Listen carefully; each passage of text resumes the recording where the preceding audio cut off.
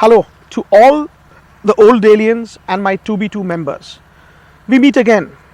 Today I'm going to talk about a very important document that was inked in 2018 September between the EBG, as they call themselves, the ex-Board of Governors of Delhi College, and the then President Rajmata Gayatri Devi of Devas. This document holds the signatures of 17 EBGs, ex-Board of Governors, who have a combined experience of over 40 years in governing Delhi College.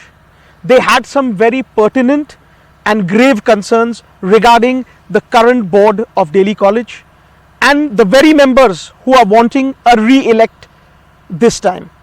To name a few of these members: Shri Surendra Singh Neemkheda, Shri Naren Singh Bidwal, Shri Harish Chandok, Shri Dilip Kasliwal, Shri Sukhwant Singh Babbar, Shri Sharad Sanghi, Shri Praveen Kasliwal, Shri Suresh Siktia, Shri Ajit Jhawar, Shri Arun Muchhal, Shri Ganesh Singh Jhabua, Shri Kamlesh Kasliwal, Shri Ashish Modi, Shri Ashwini Verma, Shri Tejveer Juneja, and last but not the least, Shri Kamlen Singh Jhabua.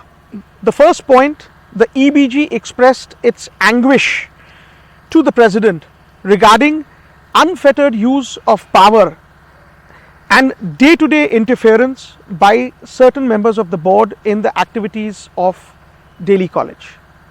The President agreed and said it happened due to the void created by the exit of the ex-principal and the reappointment of a new principal. I am told that one of the members of the board actually took charge of the office of the principal and sat on the principal's chair for nearly 2 months.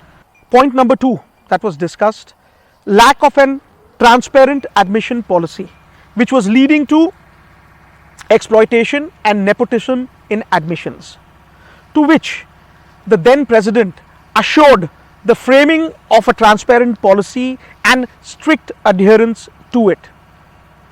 2 years have passed and the transparent admission policy is taking place behind closed doors between 9 members of the board without giving the parents any idea whatsoever how the admissions actually happen.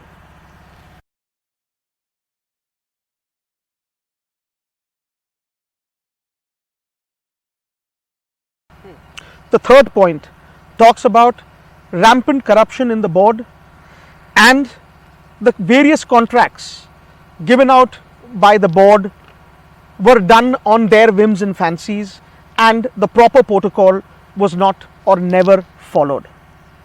Point number 4 spoke about, in the year 2018, for almost 14 months, Delhi College was without an internal auditor.